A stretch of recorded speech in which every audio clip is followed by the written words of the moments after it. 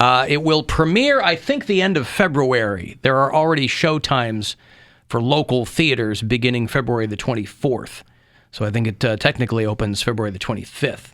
But it's a full-length film with the Foo Fighters where they are going to make their new album. He talked a little bit about this if you saw Foo Fighters pre-Rock Hall induction, if you saw that show they did at House of Blues. They were talking about it a little bit. It's all the guys at Rated R. It's all the guys, the Foo Fighters. They move into a mansion to start working on their brand new album, and things get dark. And there's spirits, and there's blood, and Dave Grohl gets possessed. He was the devil in the Tenacious D movie. Yeah. Wasn't he the devil in Pick of Destiny? Yep. That's one of the best moments of the movie. So there you go. So he's returning to the role that made him famous on Celluloid. What ideas I've been working on? I'll lay them on you. Dude, wait. It's called Everlong, and you wrote it about 20 years ago. How you feeling? Everything okay? Ever since we moved into this house, my mind is flooded. We all have writer's block. This is not just a creepy rock and roll house. It allows spiritual entities to cross into our world. Oh my God! Yeah, so, things go south for Dave Grohl and the Foo Fighters in Studio 666 with an all-star cast. I love it. It looks fun. Yeah, it's a lot of fun. Why not? And boy, I'll bet you that Pat Smear is going to be an amazing actor. I think they're all going to be amazing actors. Yeah. So good for them. That'll be out end of February. The Foo Fighters. I thought maybe it was just going to be like a short film or something. Something that they were going to, go, hey guys, we're going to put this on Vimeo. Hope you enjoy it. Nope, full-length movie. Full-length. R-rated. They announced Bonnaroo, by the way, after a 2-year hiatus. Last 2 years, they canceled for obvious reasons. And they announced Bonnaroo is coming back the 16th through the 19th of June. And they're making a big deal, by the way, about the fact that Stevie Nicks, this is the 20th anniversary this year of Bonnaroo, and they're making a big deal about Stevie Nicks being the first ever female headliner. Yep. How can that be? That tracks. In 20 years? Yeah. They never had a female headliner? They never I was thinking Beyonce, but I guess that was Coachella. They've never had if you go back to the very early days of Bonnaroo, it was nothing but drug rugs and white boys with dreadlocks. It was like the whole lineup was widespread panic. Hat. Bill would fit right in 2002 Bonnaroo. Yeah, it was like String Cheese Incident, Widespread Panic, and Humphreys McGee, all these insufferable bands, right? And they've obviously, over the years, they've really broken it out. Humphreys McGee. Oh, my goodness. The they're from Fort Wayne, Indiana. I ever told you about Fort Wayne, Indiana? I'm sorry. The Foxtrot Museum. Sorry, South Bend. Oh. But Humphreys McGee was, for all intents and purposes, considered like a local Chicago band because they were from Indiana, and so all those gigs. And friends of mine, let's go see the I'm like, get bent. I'm not going with you to that. A guy that I was seeing for a little while in college, he loved them. That was like his favorite band, and not my cup of tea. No, but God bless. I know a lot of people are into like those, drug rug. I was like, what do you wearing kind of like jam bands? That like hippie music. Those they're just jam bands. Like, I mean, those are bands I feel like I should like because as a drummer, like I should really. But they're so. That to me, for all the people who make fun of EDM as being monotonous, that's what jam bands are to me. Like, they're super talented. All these bands, great musicians. I don't need a 9-hour show from you. Right. Don't need that. Anyway, they're making a big deal about the fact that on the third night of Bonnaroo, Stevie Nicks is their first ever female headliner. I feel like at this point it's embarrassing and you wouldn't even want to bring attention to it. Right. So the first night is J. Cole, the Chicks. We finally got a woman to headline Bonnaroo, and she's 70. Right. Saturday night, the headliners are Tool and 21 Savage and Flume. Ludacris is on that bill, too. And then the third night is Stevie Nicks, Machine Gun Kelly. Imagine being MGK. I'm opening for Stevie Nicks. Kind of looks like a younger Stevie Nicks. MGK does? Yeah, when he wears his hats If and he stuff. put on about 20 pounds, he'd look like a young Stevie Nicks. Still a lot of that baby fat on her. Robert Plant and Alison Krauss. I mean, there's good bands on there. It's a great lineup. King Gizzard and the Lizard Wizard. Nothing wrong there. Japanese Breakfast. Dynamite. But Stevie Nicks. Good for her. She earned it, you know? Nice She to really see did, an yeah. up-and-comer Yeah. running a festival. She put in her time. Yep. They're getting 2 sets out of Maynard. They're getting Pussifer on the 3rd night, and they're getting Tool on the 1st night. And then He likes doing that. Yeah. Because he did that, I think, with Tool in a Perfect Circle at Temple of Doom, whatever it's called. Sonic Temple. Yeah. Temple of Doom. Temple of Doom. Mola Ram and the Night Sweats are coming up next, guys. Herbie Hancock is going to be part of the 3rd night of Bonnaroo. Part of the 1st night is Herbie Versemels. It's so stupid. is, So but it's Stevie great. Nicks on the last night of Bonnaroo, their 20th anniversary after a 2-year hiatus. They're coming back big. I have submitted Poundcake's rendition of Stevie Nicks, one of her songs, for their consideration. It's going to surprise you to learn, as of yet, I've heard nothing back from them, so they can only assume that they're uninterested. Forgot about this. You're like a right winger, keep thinking the election's stolen. Ooh, ooh, ooh. No? You're like a right winger, keep thinking the election's stolen. Ooh, ooh. You're like a Listen, I'm right gonna- winger, yeah, okay. I'm gonna keep- thinking the election's stolen. Yeah. I'm going to keep sending that to Stevie Nicks people and see if they come back with anything. But she's another artist who just got done selling her catalog, too. So this is all gravy. She didn't care. Frankly, Right. I'm surprised she's going out to do a show. I guess people just want to perform. It's also kind of a weird show for her to do because that's not her audience that shows up to that thing. Maybe Well, that's why she's doing it. Yeah. Bonnaroo, well, I mean, yeah, Steely I Dan did Coachella a couple of years ago, so they're really trying to, they go, hey, look at these legacy acts. People is are what going to they call- hear you, Yeah. you know, and if they like And especially it, then- after that whole Fleetwood Mac Ocean Spray viral thing, people Yeah. are I like, mean, oh, yeah, it's the chick from Fleetwood Mac. From Dreams, yeah. I have a question. I hope I have an answer. Is there any positive to keeping your catalog? Like, I'm hearing all these stars that are like, they made their money, and now they're selling off their catalog. But what happens if they keep it? Does it just keep adding in value no matter what, or is it Adding just what? added to their estate? Value, Bill. Oh, value. Yes, the value of the volume. I think that, no, I mean, if you own your catalog and somebody goes, hey, can we use your song for a commercial, they have to deal with you. I think for a lot of these artists, they go, I just want it off my plate. I will sell you my entire catalog. do whatever you want with it. Do whatever you want to do with it. That's why Prince's music, after he died, his family sold it to every person who hit them up. Whoever wants to use it. Yep. Hey, you want some Prince music for a Burger King commercial? Yep. Here we go. We got a combo that's $19.99, and then all his food, and they go, yeah, they didn't care. So I think when a guy like we're gonna eat till you weigh 19.99. I think when Springsteen, who is like the guy, $800 million, $500 million, Wild. huge. But that company goes, now we can do whatever we want to. And Sting sold his. Poor ZZ Top sold theirs over the break Guys. for $50 million. Only Whatever, 50 dude, that's million? a lot Yes. of money. It's a lot, That's but it's so like. much But money. for But ZZ Top, for all these- ZZ Top, they have That's 8 legacy figures. hits, Yes. man. I guess. I was so surprised because But these guys have to, that means they had to own their masters.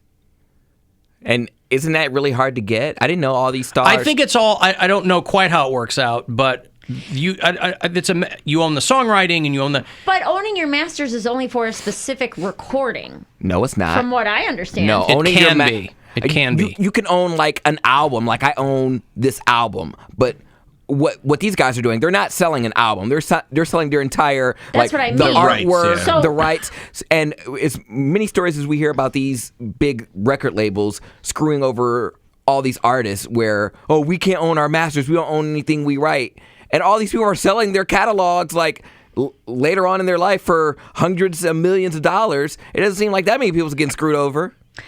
These are all artists that have been around for 5 decades, too. So it was a very different business back then. You're not going to have people who are artists now, you're not going to have them in 20 or 30 years selling their catalogs. Nicki Minaj because- sold hers, and Drake sold his. For how much?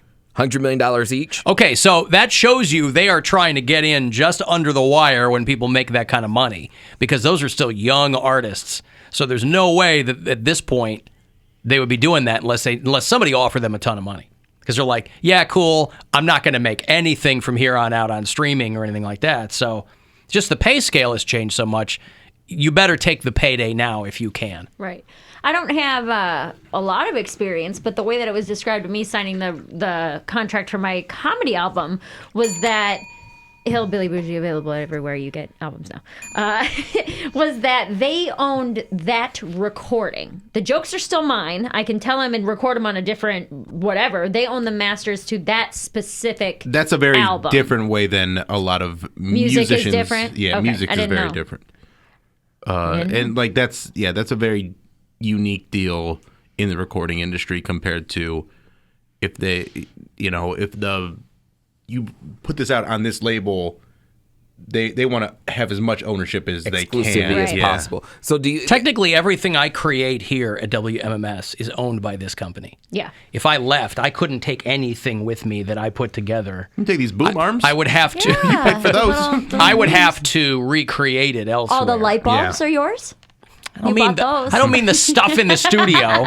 We're just trying to show you the positive side. Yeah. Hey, thanks. All the intellectual property Gone. is gone. Yeah, the IP But out the you window. got some light bulbs and you got some boom arms. They can't take my mind. So you're not starting from scratch. How many boom arms could you buy with $1,000, Alan? I'll tell you what, we're going to find two. It's $1,000 right here, a chance for you to go fund yourself. So listen closely and good luck. The Buzzard wants you to go fund yourself and score $1,000. Enter the nationwide keyword BILLS at WMMS.com. That's BILLS. Enter it now at WMMS.com. And good luck from Buzzard Radio. Hey, Nick. Hey, Alan. What's going on? Can I just say Poundcake sounds real interested in owning his masters, and I want to know, is this a racial reparations thing he's getting at? Poundcake? The joke didn't hit. I tried. I really tried. I assumed Poundcake was Masters. going to was answer that for you. And I said no. Oh, you said no. He's saying no. Okay. Well, anyways, the whole Bonnaroo thing is last year they didn't get canceled because of COVID. They got canceled because of the hurricane. No festival or music event that went on last year had COVID pandemic insurance. Just wasn't a thing. Oh, I see. Hurricane Ida. Yep. Yeah. Well, there you go. So, for whatever reason, they're back after a 2-year hiatus. Are you a Bonnaroo alumnus, Nick? Do you go to that? Yes, I am. This will be my third year coming. It's a great, amazing experience. People take their kids as young as still not able to walk. They have earmuffs on them. There's music for all types of people there. I'm not trying to just sell it on your airwaves, but it's an all-around. It's been around for a while, so people are familiar with it. Yeah, and some people listen. There are some people. Kids are not going to stop them from doing anything, right? They're like, we want to go to a music festival. We got these dumb kids. I guess we got to take them too. So they take them. And they go, oh, the kids love it. Oh, the kids love it. Oh, yeah. Fun. Oh, my 6-year-old is way into Phantoms and Lord Huron. Oh, he can't get enough. Okay, good. Thank you, Nick. Have fun out there. And Days never finished. Master got me working. Someday Master set me free. I don't think that we did Poundcake's rock trivia yesterday. We did not. But do you have what you want to do it today? You want to do Poundcake's rock trivia? Do we want to do both?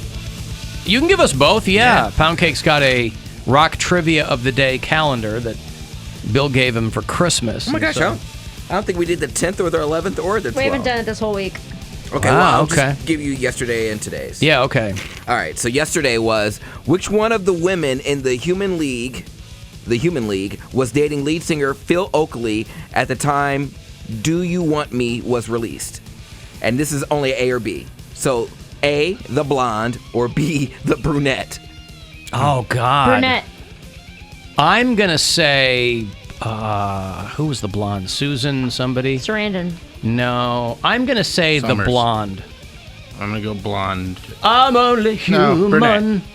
I'll go brunette. Just to be different? Okay, well, I'm going with Mary. Thank you. okay.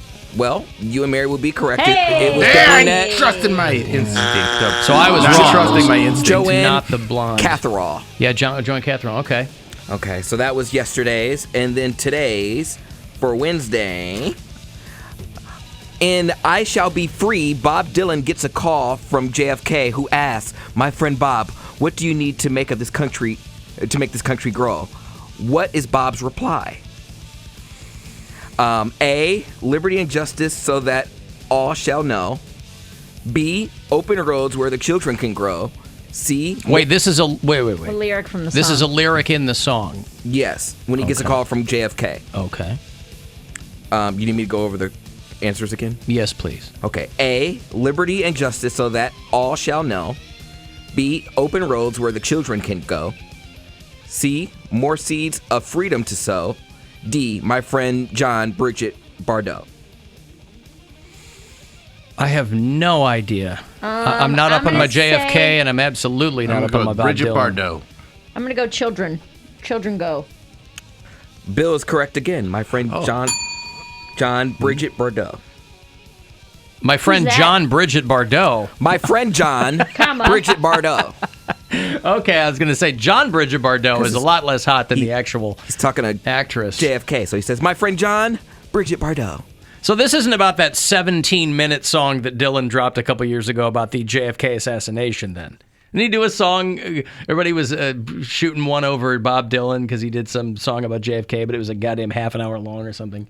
I don't know. He just released a song like last year that was 11 minutes or something like that. Yeah, maybe so. He wanted to get it all out of him before he sold his catalog. He's trying to add value to that catalog. Okay, well, there you go. There's Poundcake's Rock Trivia. Oh, that's a big load! And from the... Give me Mondays, because I really struck out hard on those two. These are harder than I thought they would be. So Monday, that was Monday the 10th. Which folkie dubbed herself Society's Child in her 1966 hit? A, Judy Collins. B, Janice Ian. C, Joni Mitchell. D, Nancy Sinatra. Janice Ian, I know that one. Joni Mitchell. It would be, Bill, did you want to guess one? I'll go Joni Mitchell. Yeah. Alan was right, it's Janice Ian. Hey, told you I knew it. didn't know I told you I knew it. anything. I told you I knew it. You made us keep playing the game till you got one right. The other... He sure did. I didn't know what the question was going to be, though. The other two, I had no idea whatsoever. Bob Dylan and JFK. And then we find out he's friends with John Bridget Bardot. I mean, oh my It's gosh. a crazy little love triangle. Oh, this is why they're not teaching kids history. They should be learning about Bob Dylan and JFK. Goddamn. Okay. I don't know. So mad about it. I don't know. Right. Okay, well, hey, thanks. We did it. Nicki Minaj didn't make Did you say Cardi B or Nicki Minaj? Nicki Minaj. She didn't make $100 million for a catalog. Lil Wayne sold Young Money to Universal, which included her stuff and a few other artists. Yeah, that's the thing with Lil Wayne, boys. Young This Money guy was all owned by Universal already. I mean, maybe recently, but I'll take this person's word for it. But yeah, he had Nicki Minaj, he had Drake, Tyga. So all those people were on Young Money. Kodak Black by chance? That was insane. Everybody thought he was like having sex, right? I thought he was too. First of all, he's at a hockey game. You're I like, thought what? he was banging it out in that suite. Were they not having sex? He's twerking.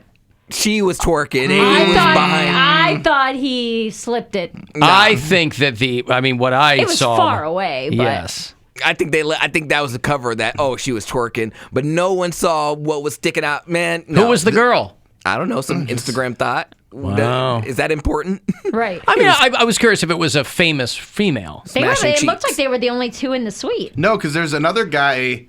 That was a security dude just standing there. There's a dude in red that's just sitting against the wall, just kind of looking off into space. Like purposefully not looking. Exactly. Yes. That's why I'm and saying then they were there's like doing another it. guy behind, and like I feel it's every time you watch it, there's more stuff going on.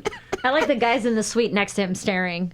Where they're just like, what's that about? And I'm sure none of them knew who he was either. A black dude at a hockey game. They don't need No, to they know. like called him out at the game, and like the NFL tweeted, "Hey, Kodak Black, we're happy you're out here." And then they deleted Well, yeah, because that they tweet hooked him up with the immediately. tickets. I mean, I'm sure he got the VIP Well, treatment, but so they knew he was Yeah, he there. did. I thought they said on an article that I read that the front office suite is right next to them.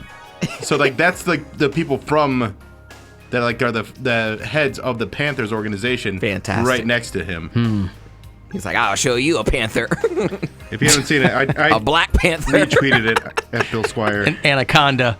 Don't want none. By the way, why is this band in Poundcake's rock trivia? Why do they have a Human League question in the rock trivia You don't think calendar? this rocks? Listen, don't get me wrong. I love Human rocks. League, but this is not a rock and roll band. There's some pop artists in here. Clearly. Tomorrow. Well, it's Rolling Stone, so I think it's just. Oh, is that what it yeah. is? Oh, okay. Tomorrow's question's about Mariah Carey. I thought it was the Rock and Roll Hall of Fame's rock trivia question. Jay-Z's album, The Blueprint. Okay, listen, I've got to take a break. If you want to text for anything, 35192. Anywhere you are, you can listen to the show on the iHeartRadio app. The Alan Cox Show. On 100.